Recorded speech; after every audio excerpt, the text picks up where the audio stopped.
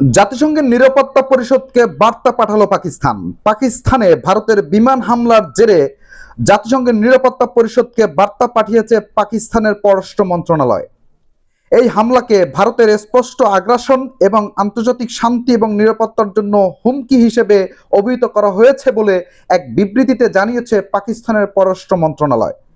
জাতিসংঘের নিরাপত্তা পরিষদকে পাঠানো বিবৃতির বিষয়ে পাকিস্তান জানিয়েছে, জাতিসংঘ নিরাপত্তা পরিষদকে অবহিত করা হয়েছে যে জাতিসংঘ সনদের 51 অনুচ্ছেদের আত্মরক্ষার অধিকার অনুযায়ী পছন্দের সময় এবং স্থানে এই আগ্রাসনের যথাযথভাবে জবাব দেওয়ার অধিকার রয়েছে পাকিস্তানের।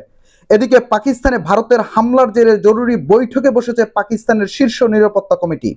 পাকিস্তানের প্রধানমন্ত্রী শাহবাজ শরীফ বুধবার স্থানীয় সময় সকাল 10টায় জাতীয় নিরাপত্তা কমিটির বৈঠক ডেকেছেন। বুধবার মধ্যরাতে ভারত পাকিস্তান শাসিত কাশ্মীরের 9টি স্থানে হামলা চালিয়েছে। পেহেলগামে জঙ্গি হামলায় 26 জনকে হত্যার প্রতিশোধ হিসেবে এই হামলা চালানো হয়েছে বলে দাবি করেছে দিল্লি। পাকিস্তান এই হামলাকে কাপুরুষোচিত হামলা হিসেবে অভিহিত করেছে। ভারতের এই হামলায় পাকিস্তানের 8 বেসামরিক নাগরিক নিহত হয়েছে, আহত হয়েছেন আরো অন্তত 35 জন। এ সময় পাকিস্তান ভারতের 5টি যুদ্ধ বিমান ভূপাতিত করার দাবি করেছে।